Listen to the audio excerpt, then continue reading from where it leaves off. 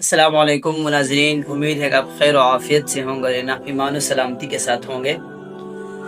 جیسا کہ ہم نے گزشتہ ویڈیو میں آپ کو یہ بات بتائی کہ یہود کو اللہ رب العزت نے مغضوب کہا، تو ان کے مغضوب ہونے کی کیا وجہ ہے، وہ کون سے اسباب تھے جن کی وجہ سے یہود کو رب العالمین نے اپنی لارب کتاب قرآن میں مغضوب کہا گیا۔ تو آج کا ہمارا سوال معزز بھائی جنید سے یہ ہے کہ نصارہ کو ضال کیوں کہا گیا ہے، وہ کیا اسباب تھے، وہ کون سی وجوہات تھی جن کی بنا پر اللہ رب العزت نے قرآن مجید میں ان کو ضال سے تعبیر کیا گیا، ان کو ضال کہا گیا؟ تو میں اس سوال کا جواب دینے لگا ہوں جو ریاض بھائی نے پوچھا ہے کہ جس طرح یہود مغضوب علیہم ہوئے، ان کی اسباب بیان کر دیے، اور نصارہ ضالین ہوئے، تو اب ان کے اسباب کیا ہیں، وہ کس وجہ سے، کن وجوہات کی بنا پر ضالین ہوئے۔ تو میں یہ بات پہلے بھی عرض کی تھی، اب بھی عرض کر رہا ہوں کہ نصارہ جو ضالون ہوئے ہیں ان کی جو وجوہات ہیں، اب اگر وہ وجوہات ہمارے اندر پائی جائیں گی، ہمارے اندر آئیں گے، تو ہم بھی ضالین کے اندر شمار ہوں گے۔ تو سب سے پہلی وجہ نصارہ کے ضالین ہونے کی وہ یہ ہے کہ نبی کریم صلی اللہ علیہ وسلم کی، یعنی اپنے وقت کے نبی کی بات کو رد کر دینا، اس کی بات کو نہ ماننا، اور اس کے مقابلے میں اپنے راہبوں کی، اپنے مولویوں کی بات مان لینا ہے۔ یعنی جب نبی کوئی کام، کوئی فیصلہ کرتا ہے تو اس میں کوئی چون چرا کرنے کی گنجائش نہیں ہوتی، بس وہ ماننا ہی ماننا ہوتا ہے۔ لیکن ان عیسائیوں نے کیا کیا، رسول کی بات کو چھوڑ کر اپنے علماء کی بات کو مانی۔ تو اللہ تبارک و تعالیٰ نے قرآن کریم میں ارشاد فرمایا، وَمَا كَانَ لِمُؤْمِنٍ وَلَا مُؤْمِنَةٍ إِذَا قَضَى اللَّهُ وَرَسُولُهُ أَمْرًا أَن يَكُونَ لَهُمُ الْخِيَرَةُ وَمَن يَعْصِ اللَّهَ وَرَسُولَهُ فَقَدْ ضَلَّ ضَلَالًا مُبِينًا، کہ اللہ کے کوئی رسول، اللہ کا رسول جب کوئی معاملہ، کوئی بات کر دے، تو کسی مومن مسلمان کے لیے اور کسی مومن عورت کے لیے یہ گنجائش نہیں ہے کہ ان میں کے لیے اس بات میں ان کے لیے کوئی اختیار ہو، بلکہ اختیار نہیں ہوتا۔ اب جو اللہ اور اس کے رسول کی نافرمانی کرتا ہے، یعنی نبی کی بات کو نہیں مانتا، تو فقط ضل ضلالا مبینا، تو یہ واضح گمراہی ہے، تو یہ انسانوں کی اور قوموں کی گمراہی ہونے کا سبب ہے۔ تو پہلا سبب رسول کی بات کو ٹھکرا دینا اور اپنے اماموں کی بات کو ماننا۔ تو آج ہم غور کریں کہ آیا کیا یہ سبب ہمارے پتہ ہمارے اندر پایا جاتا ہے یا نہیں جاتا؟ ایک طرف نبی کی حدیث ہو، ایک طرف امام کی بات ہو، تو ہم امام کی بات کو ترجیح دیتے ہیں اور نبی کی حدیث کی تعویل کرتے ہیں۔ یہ ہمارے ضال ہونے کی سب سے پہلا سبب ہے۔ اگر یہ سبب ہمارے اندر پایا جاتا ہے تو ہم بھی نصارہ کی طرح ضالین ہیں۔ دوسرا سبب ضالین ہونے کی، وہ دین کے اندر غلو کرنا ہے۔ غلو ایک ہوتا ہے، ایک ہوتا ہے تنقیص۔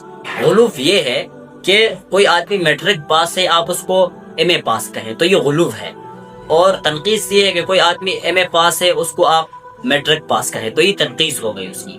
اسی طرح اللہ تبارک و تعالیٰ نے نبی کا ایک خاص مقام و مرتبہ رکھا۔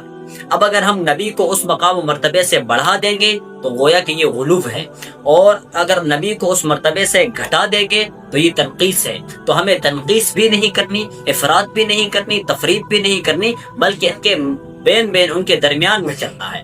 تو عیسائیوں کے گمراہ ہونے کا ایک سبب وہ اپنے دین کے اندر غلو کرنا ہے، یعنی اور نبی کریم صلی اللہ علیہ وسلم نے ارشاد فرمایا کہ تم میری ذات کو اتنا نہ بڑھاؤ کہ جس طرح عیسائیوں نے حضرت عیسیٰ علیہ السلام کو بڑھا چڑھا کر غلو کر کے اللہ کا بیٹا بنا دیا، تم مجھے اتنا نہیں بڑھانا۔ تو یہ غلو ہے، اور اللہ تبارک و تعالیٰ نے اسی غلو سے منع کیا ہے۔ یا اہل الکتاب لا تغلو فی دینکم، اے اہل کتاب تم اپنے دین میں غلو نہ کرو، ولا تتبعوا اہواءکم، اور تم اپنے خواہشات کی پیروی نہ کرو، فقد ضلوا، تو تم گمراہ ہو جاؤ گے۔ اگر دین میں غلو کرو گے تو دین میں غلو کرنے کے بعد اللہ تعالیٰ نے ضلوا کا لفظ استعمال کیا، تو گویا کہ دین کے اندر غلو کرنا، کسی کے مرتبے کو بہت زیادہ بڑھا دینا یا کسی کے مرتبے کو بہت زیادہ گھٹا دینا، یہ دین کے اندر غلو ہے، اور اسی غلو سے اللہ تعالیٰ نے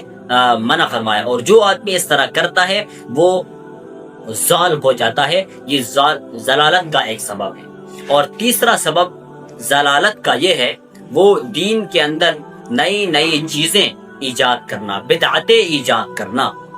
آپ نے فرمایا کہ من عمل عملا لیس علیہ امرنا فہو رد، جو کوئی دین میں ایسا کام کرے جس پر ہمارا عمل نہ ہو تو وہ رد ہے، مردود ہے، کیونکہ اس نے بدعت ایجاد کی ہے، اور بدعتوں کا دین کے اندر کوئی جگہ نہیں۔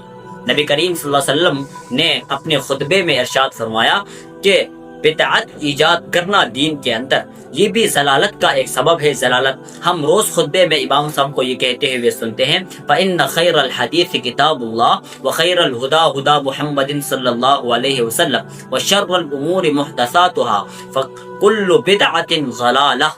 دیکھو بدعت کے بعد ضلالت کا لفظ لایا، تو لہذا جو آدمی دین کے اندر بدعات ایجاد کرتا ہے تو وہ ضال ہو جاتا ہے، وہ گمراہ ہو جاتا ہے، ضلالت اس کا مستحق ہو جاتی ہے، وہ راہ سے بھٹک جاتا ہے۔